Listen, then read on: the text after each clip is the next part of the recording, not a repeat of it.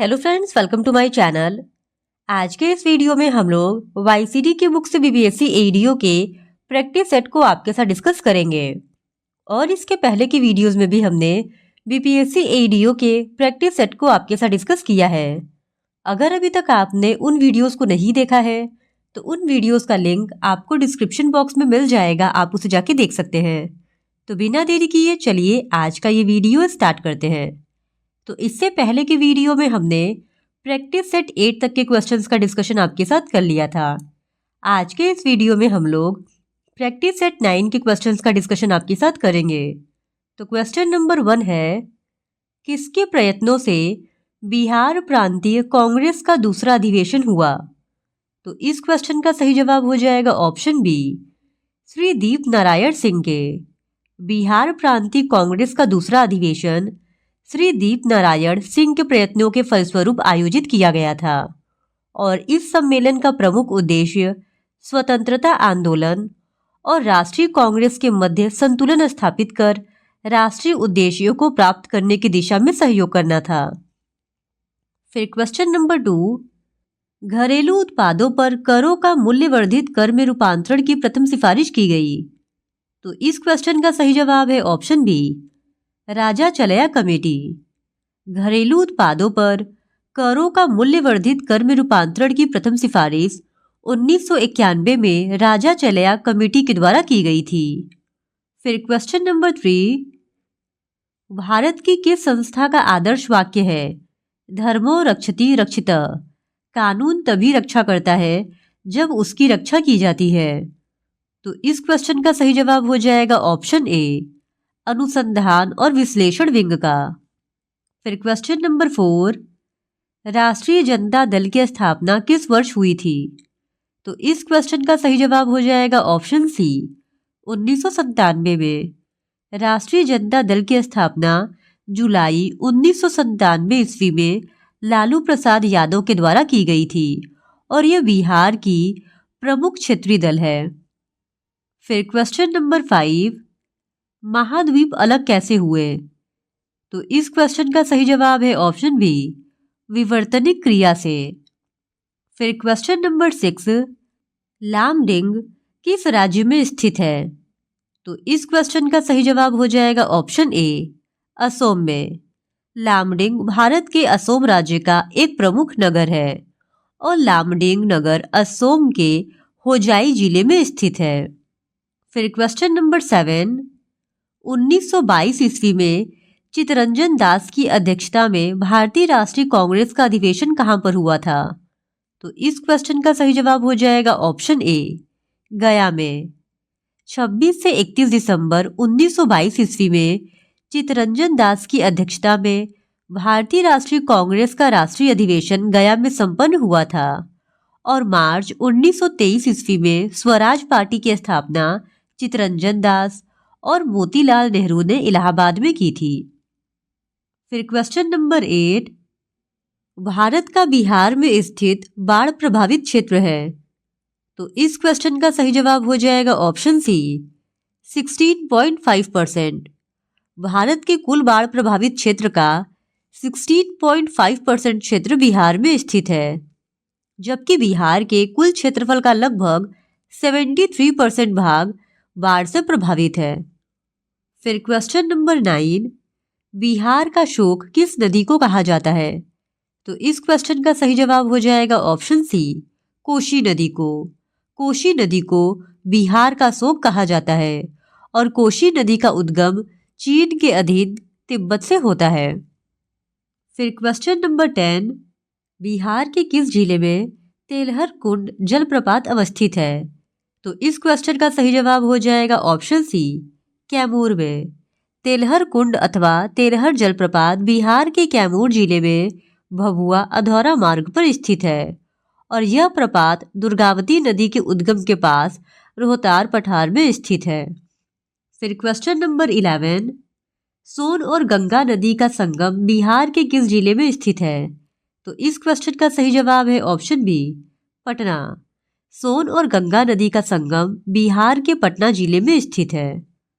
फिर question number 12, किस आंदोलन के प्रभाव में आकर बिहार के लोगों ने चौकीदारी कर देने से इनकार कर दिया था? तो इस क्वेश्चन का सही जवाब हो जाएगा ऑप्शन बी, सविनय अवज्ञा आंदोलन। अप्रैल 1930 में गांधी जी द्वारा चलाए गए सविनय अवज्ञा आंदोलन के प्रभाव व समर्थन में बिहार के लोगों ने चौकीदारी कर देने से इनकार कर दिया था। फिर क्वेश्चन नंबर 13, किसने चंपारण सत्याग्रह के दौरान बिहार में गांधी जी की जान बचाई थी? तो इस क्वेश्चन का सही जवाब हो जाएगा ऑप्शन बी, बतक मियाँ ने। चंपारण सत्याग्रह के दौरान बिहार में बतक मियाँ ने गांधी जी की जान बचाई थी। फिर क्वेश्चन नंबर 14, असहयोग आंदोलन के दौरान किसने बिहार में किसानों की अगुवाई की? तो इस क्वेश्चन का सही जवाब हो जाएगा ऑप्शन बी, स्वामी विद्यानंद ने। फिर क्वेश्चन नंबर 15, DOS का अर्थ है? तो इस क्वेश्चन का सही जवाब हो जाएगा option C, disk operating system. फिर क्वेश्चन नंबर 16, रैम का अर्थ है? तो इस क्वेश्चन का सही जवाब हो जाएगा option B, random access memory. फिर क्वेश्चन नंबर 17, ट्रेकोमा रोग का संबंध है? तो इस क्वेश्चन का सही जवाब हो जाएगा ऑप्शन सी, आंखों से। ट्रेकोमा रोग का संबंध आंखों से है, जो क्लेमाइडिया ट्रेकोमेटिस नामक जीवाणु से होता है। फिर क्वेश्चन नंबर 18, शरीर की प्रतिरोधक क्षमता से जुड़ी सबसे महत्वपूर्ण कोशिका प्रकार है? तो इस क्वेश्चन का सही जवाब हो जाएगा ऑप्शन बी, लिम्फोसाइट। फिर क्वेश्चन नंबर 19, मानव तंत्र में पाचक एंजाइम किसके द्वारा निर्मित नहीं होता है? तो इस क्वेश्चन का सही जवाब है ऑप्शन सी, लीवर। पाचक एंजाइम का निर्माण लीवर के द्वारा नहीं किया जाता है, बल्कि लीवर के द्वारा स्रावित पित्तरस आंत में उपस्थित एंजाइमों की क्रिया को तीव्र कर देता है। फिर क्वेश्चन नंबर 20, निम्न में से शरीर का कौन सा अंग शरीर के संतुलन को नियंत्रित करता है? तो इस क्वेश्चन का सही जवाब हो जाएगा ऑप्शन बी, सेरेबेलम। फिर क्वेश्चन नंबर 21, निम्नलिखित में से किस युग्म में सही सुमेल नहीं है? तो इस क्वेश्चन का सही जवाब हो जाएगा ऑप्शन ई, उपयुक्त में से कोई नहीं, क्योंकि दिए गए ऑप्शंस में से सभी ऑप्शंस सही रूप से सुमेलित है। विटामिन B1 का स्रोत संतरा है, विटामिन डी का स्रोत कॉड यकृत तेल भी है, विटामिन ई का स्रोत गेहूं अंकुर तेल है और विटामिन के का स्रोत अल्फाल्फा है। फिर क्वेश्चन नंबर 22, निम्नलिखित में से किस विटामिन को अर्गोकैल्सिफेरॉल कहते हैं? तो इस क्वेश्चन का सही जवाब हो जाएगा option A, vitamin D2। Vitamin D2 vitamin D का ही एक प्रकार होता है और इसकी कमी से बच्चों में रिकेट्स और वयस्कों में ऑस्टियोमलेशिया रोग हो जाता है। फिर क्वेश्चन नंबर 23, मानव शरीर में विटामिन ए भंडारित होता है? तो इस क्वेश्चन का सही जवाब हो जाएगा ऑप्शन ए, यकृत में। मानव शरीर में विटामिन ए का संचय यकृत कोशिकाओं में होता है। फिर क्वेश्चन नंबर 24, निम्नलिखित में से कौन सा पदार्थ टिंडल प्रभाव दिखाएगा? तो इस क्वेश्चन का सही जवाब हो जाएगा ऑप्शन डी, उपयुक्त में से एक से अधिक। फिर क्वेश्चन नंबर 25, जिलेटिन का बहुधा उपयोग आइसक्रीम बनाने में क्यों किया जाता है? तो इस क्वेश्चन का सही जवाब है ऑप्शन बी, कोलाइडो को अस्थायी करने में तथा क्रिस्टल बनने से रोकने में। फिर क्वेश्चन नंबर 26, आजकल सर्वाधिक प्रचलित एवं सुरक्षित शक्कर का विकल्प है? तो इस क्वेश्चन का सही जवाब हो जाएगा ऑप्शन बी, एस्पार्टेम। फिर क्वेश्चन नंबर 27, कीटाणुनाशक गेमेक्सिन निम्न में से किस पर आधारित है? तो इस क्वेश्चन का सही जवाब हो जाएगा ऑप्शन बी, बेंजीन हेक्साक्लोराइड पर। फिर क्वेश्चन नंबर 28, निम्न तत्वों में से किसमें न्यूट्रॉन नहीं होता है? तो इस क्वेश्चन का सही जवाब हो जाएगा ऑप्शन सी, हाइड्रोजन। दिए गए ऑप्शंस में से हाइड्रोजन में न्यूट्रॉन नहीं होता है। फिर क्वेश्चन नंबर 29, परमाणु के नाभिक में कौन से मूल कण होते हैं? तो इस क्वेश्चन का सही जवाब हो जाएगा ऑप्शन सी, प्रोटॉन व न्यूट्रॉन। परमाणु के नाभिक में प्रोटॉन व न्यूट्रॉन मूल कण होते हैं। प्रोटॉन एक ऐसा सूक्ष्म कण है जिसका सापेक्ष द्रव्यमान हाइड्रोजन परमाणु के द्रव्यमान के लगभग बराबर होता है और इस पर इकाई धन आवेश होता है और इसकी खोज सबसे पहले रदरफोर्ड ने की थी। फिर क्वेश्चन नंबर 30, एक परमाणु की संरचनात्मक स्थिरता को डैश द्वारा समझाया गया। तो इस क्वेश्चन का सही जवाब हो जाएगा ऑप्शन बी, नील्स बोर के द्वारा। फिर क्वेश्चन नंबर 31, नाभिकीय रिएक्टर में नाभिकीय विखंडन से विद्युत उत्पन्न करने के लिए साधारणतः प्रयोग किया जाने वाला तत्व है। तो इस क्वेश्चन का सही जवाब हो जाएगा ऑप्शन सी, यूरेनियम। फिर क्वेश्चन नंबर 32, 20 सेंटीमीटर फोकस दूरी के एक उत्तल लेंस की सतह पर सफेद घोड़े का प्रतिबिंब बनाने के लिए बड़ी संख्या में काले रंग की पतली पट्टियां बनाई जाती हैं। यह प्रतिबिंब कैसा होगा? तो इस क्वेश्चन का सही जवाब हो जाएगा ऑप्शन ए, कम चमक वाला एक घोड़ा। फिर क्वेश्चन नंबर 33, क्लोरोफिल सूर्य के प्रकाश के डैश तरंग दैर्घ्य को अवशोषित करता है। तो इस क्वेश्चन का सही जवाब हो जाएगा ऑप्शन ए, लाल और नीले। क्लोरोफिल सूर्य के प्रकाश के लाल और नीले तरंग दैर्घ्य को अवशोषित करता है। फिर क्वेश्चन नंबर 34, जब दिन में पानी पर साबुन की फिल्म दिखाई देती है तो यह सुंदर रंग दिखाती है। इस घटना का कारण है। तो इस क्वेश्चन का सही जवाब हो जाएगा ऑप्शन डी, प्रकाश का व्यतिकरण। फिर क्वेश्चन नंबर 35, निम्नलिखित में से कौन सा न्यूटन के गति के तीसरे नियम का उपयोग करता है? तो इस क्वेश्चन का सही जवाब हो जाएगा ऑप्शन बी, अंतरिक्ष रॉकेट।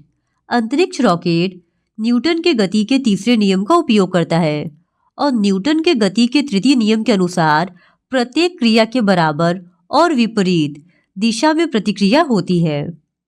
फिर क्वेश्चन नंबर 36, फुटबॉल के खेल में एक गोलकीपर फुटबॉल को गोल में पकड़ने के बाद अपने हाथों को पीछे की ओर खींचता है। यह गोलकीपर को किस प्रकार सक्षम बनाता है? तो इस क्वेश्चन का सही जवाब हो जाएगा ऑप्शन ए, संवेग परिवर्तन की दर को कम करने में।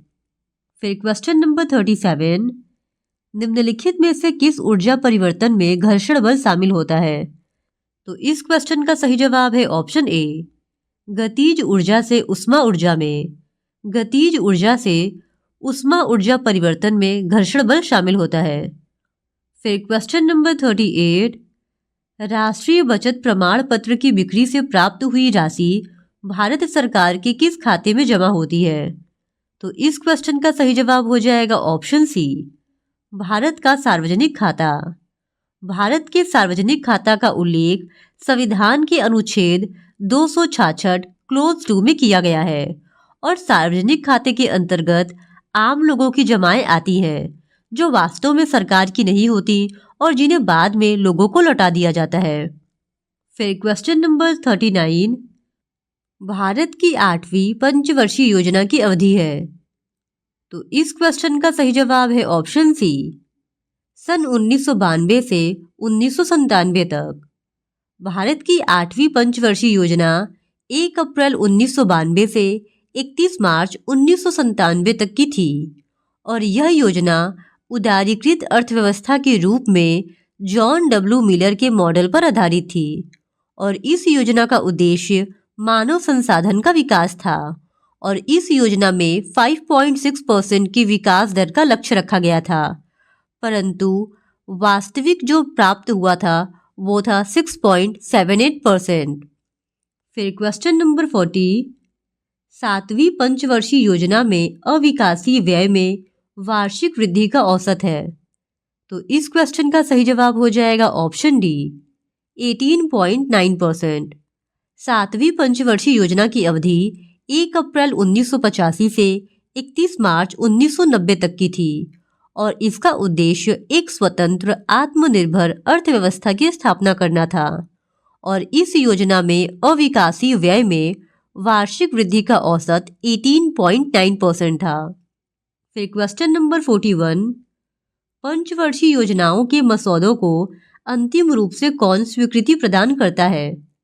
तो इस क्वेश्चन का सही जवाब हो जाएगा ऑप्शन सी, राष्ट्रीय विकास परिषद।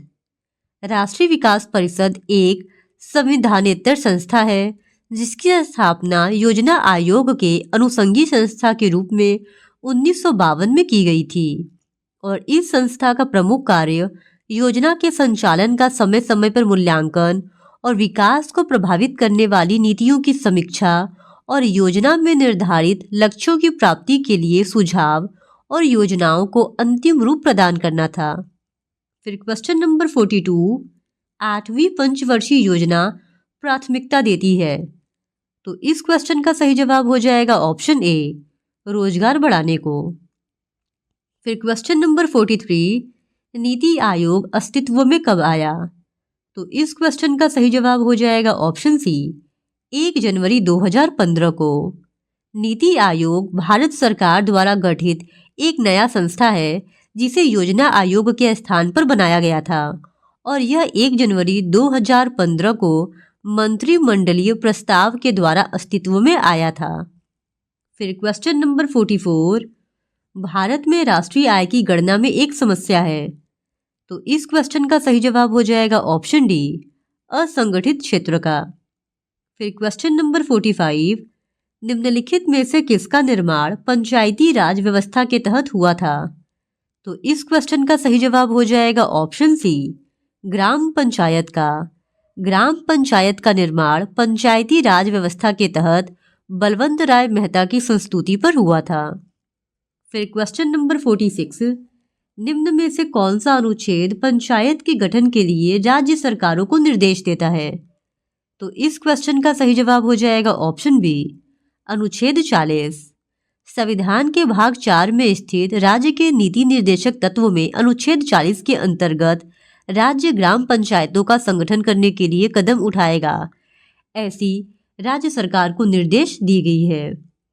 फिर क्वेश्चन नंबर 47, भारत सरकार का राजकोषीय घाटा निम्नलिखित में से किसके बराबर होता है? तो इस क्वेश्चन का सही जवाब हो जाएगा ऑप्शन ई, उपयुक्त में से कोई नहीं। फिर क्वेश्चन नंबर 48, वर्तमान लोकसभा में प्रत्येक राज्य के लिए स्थानों का आवंटन आधारित है। तो इस क्वेश्चन का सही जवाब हो जाएगा ऑप्शन सी, सन 1971 की जनगणना पर। फिर क्वेश्चन नंबर 49, लोकसभा चुनाव का कोई प्रत्याशी अपनी जमानत खो देता है यदि उसे प्राप्त न हो। तो इस क्वेश्चन का सही जवाब है ऑप्शन डी, उपयुक्त में से कोई नहीं, क्योंकि लोकसभा के प्रत्याशी को अपनी जमानत बचाने के लिए वैध मतों का 1/6 भाग प्राप्त करना अनिवार्य होता है और निर्वाचन आयोग के नियम के अनुसार कुल पड़े मतों का छठा या 1/6 से कम मत प्राप्त करने वाले प्रत्याशियों की जमानत राशि जब्त कर ली जाती है। फिर क्वेश्चन नंबर 50, कोई वित्तीय बिल प्रस्तावित हो सकता है। तो इस क्वेश्चन का सही जवाब हो जाएगा ऑप्शन बी, केवल लोकसभा में। वित्त विधेयक का उल्लेख भारतीय संविधान के अनुच्छेद 110 में किया गया है और धन विधेयक के संबंध में लोकसभा के अध्यक्ष का निर्णय अंतिम निर्णय होता है और धन विधेयक को केवल लोकसभा में राष्ट्रपति की सिफारिश से ही प्रस्तुत किया जा सकता है। इस वजह से ऑप्शन बी इस क्वेश्चन का सही जवाब है। तो आज के लिए बस इतना ही। बाकी के बचे हुए क्वेश्चंस का डिस्कशन हम लोग इस वीडियो के नेक्स्ट पार्ट में आपके साथ करेंगे। और अगर आप बीपीएससी एडीओ के इसी तरह और भी प्रैक्टिस क्वेश्चंस को देखना चाहते हैं तो please do subscribe to my channel and like this video. Thank you very much.